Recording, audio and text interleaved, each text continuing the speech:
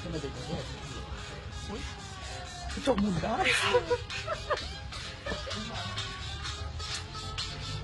ก็เป็นการทำงานรถค่ะแย่ใช้สียางเขาเป็นตัวเหรอตัวนี้เขาแสบตาค่ะ